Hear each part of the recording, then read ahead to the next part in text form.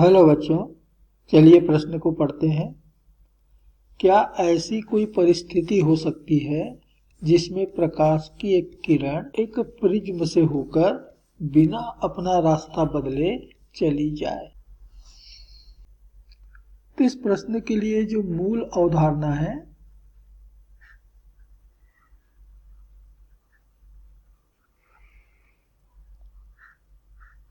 वह है प्रकाश का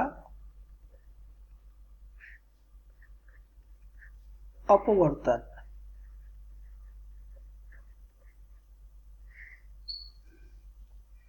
तो जब प्रकाश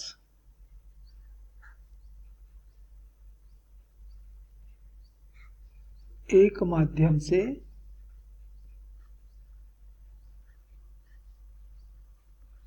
दूसरे माध्यम में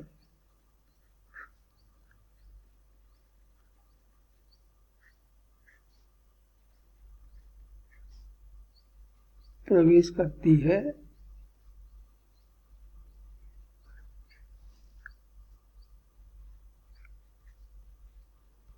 तो अपने मार्ग से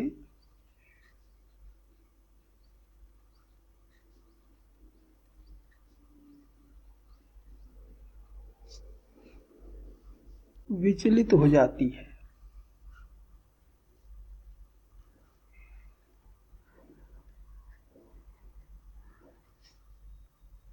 इस घटना को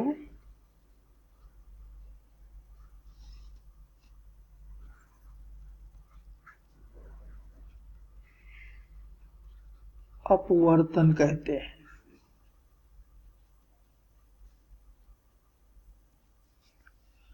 तो यह अपवर्तन की घटना है कि प्रकाश एक माध्यम से किसी दूसरे माध्यम में जब जाती है तो वह अपने मार्ग से थोड़ी हट जाती है।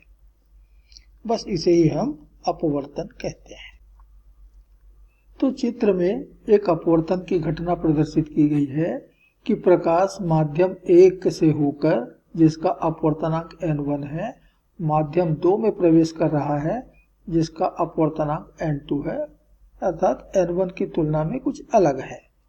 तो यहाँ प्रकाश जो है वो अपने मार्ग से थोड़ी हट गई। अविलंब के साथ माध्यम 1 में कोण जो बन रहा है θ1, लेकिन माध्यम 2 में जो कोण बन रहा है वो θ2 हो गया।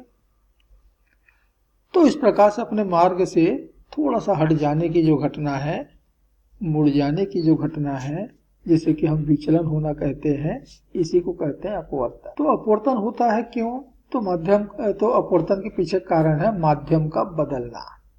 यदि माध्यम ना बदले या दो ऐसे माध्यम हो जिनके अपवर्तनांक एक समान हो तो वहां प्रकाश का अपवर्तन नहीं होगा, प्रकाश सीधा पार निकल जाएगा। तो यहां पर प्रकाश जो है माध्यम 1 जिसका अपवर्तनांक n1 या n है में माध्यम 2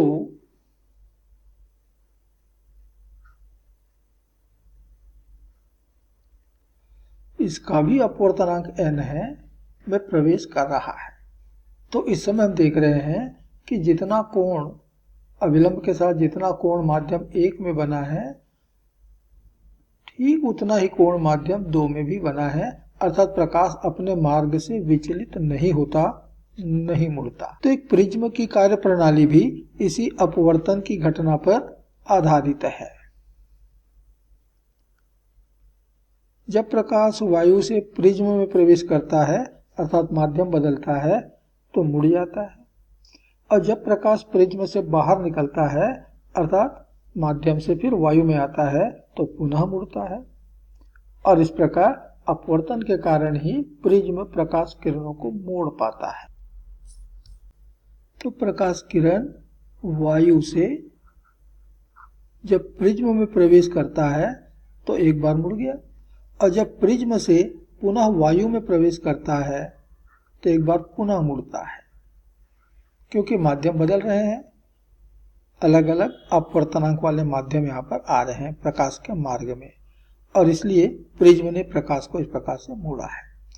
लेकिन कल्पना करें हमने प्रिज्म को एक ऐसे द्रव में डुबा रखा है कि द्रव का अपवर्तनांक और प्रिज्म के कांच का अपवर्तनांक बिल्कुल बराबर है। तो हमारा प्रिज्म है, मान लेते हैं कि इसके कांच का अपवर्तनांक n है और ये एक ऐसे द्रव में डूबा हुआ है, इसका भी अपवर्तनांक n है। अर्थात यदि प्रकाश द्रव से प्रिज्म में आती हो या प्रिज्म से फिर से द्रव में आती हो तो अपवर्तनांक में तो कोई परिवर्तन आया नहीं और इसलिए उस प्रकाश के मार्ग में कोई भी परिवर्तन नहीं होगा, कोई विचलन नहीं होगा, वो सीधा पार निकल जाएगा। तो ऐसे द्रव में डूबे हुए इस प्रिज्म को प्रकाश कुछ इस प्रकार से पार करेगा, बिना किसी विचलन के सीधा का सीधा पार निकल जाएगा। तो यही वो परिस्थिति है कि प्रकाश एक प्रिज्म से होकर गुजरे भी और विचलित भी ना हो। तो यदि प्रिज्म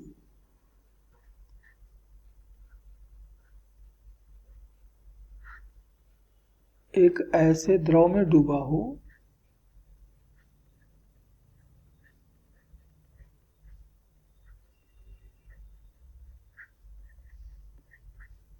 जिसका अपवर्तनांक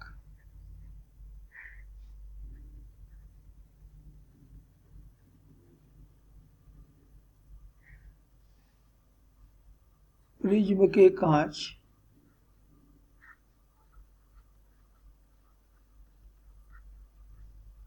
के अपवर्तनांक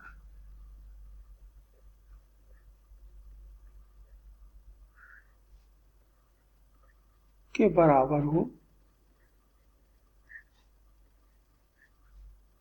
तो प्रकाश इस प्रिज्म से अपना मार्ग बदले बिना ही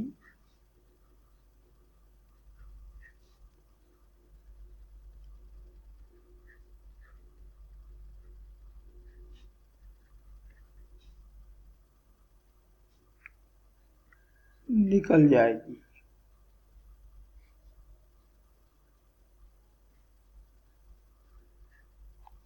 तो ये इस प्रश्न का उत्तर है। आशा करते हैं आपको समझ आया होगा। धन्यवाद।